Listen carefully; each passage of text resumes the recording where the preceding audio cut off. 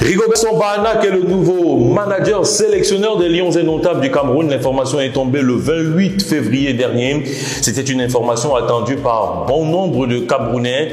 L'information est donc arrivée, mais elle n'a pas fait véritablement l'unanimité.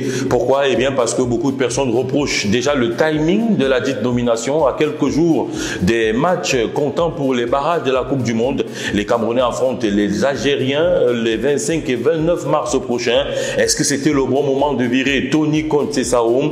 Et puis donc beaucoup de personnes se posent la question et se demandent si donc c'était le bon moment de virer Conceição et de faire venir un entraîneur sans galon, puisque Rigobert n'a rien gagné, lui qui est passé notamment par les équipes U23 et A' du Cameroun.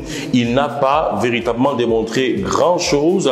Rigobert Bahana, même de l'avis de certains, n'a pas encore véritablement troqué sa tunique d'ancien joueur vedette à celle d'un manager rigoureux. Des informations laissent penser que à son poste de manager, que ce soit à A' ou en U23, ce sont souvent ses adjoints qui faisaient le gros boulot, ce qui laisse donc penser que Sébastien Migné, qui arrive comme entraîneur adjoint, sera le véritable boss de cette équipe nationale.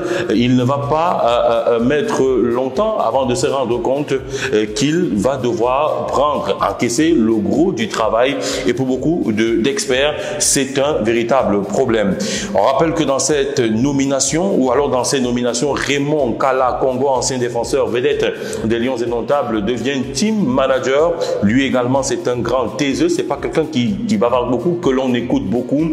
Aura-t-il l'argumentaire nécessaire quand il faudra aller négocier la naturalisation de certains joueurs, quand il faudra aller rapatrier certains binationaux camerounais, véritables talents du football? Tout reste à jouer, en tout cas pour Raymond Kala Congo, qu'on ne connaît pas beaucoup, même s'il a occupé le poste avec les U23, mais U23 et sélection nationale Fagnon, ce n'est pas du tout la même chose.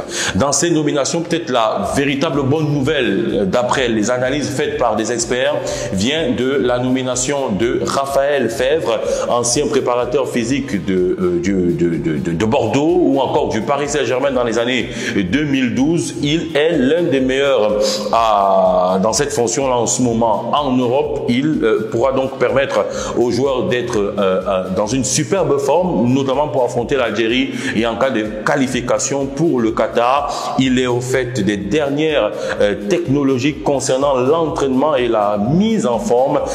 Raphaël Fèvre sera accompagné de David Baltazé, lui également très connu dans la préparation des matchs pour tout ce qui est vidéo, analyse vidéo. Et vous, mesdames, messieurs, que pensez-vous de cet attelage? Rigobert, Sébastien Migné, Raymond Kala, Raphaël Fèvre ou encore David Baltazé. Que pensez-vous de ces nominations? Est-ce que le Cameroun a voulu faire du copier-coller en nommant Rigobert, copier-coller comme les Sénégalais avec Aliou Cissé en nommant Rigobert? Est-ce qu'on laissera du temps comme on en a laissé à Aliou Cissé au Sénégal, qui a fait 6 à 7 ans avant de donner les résultats escomptés?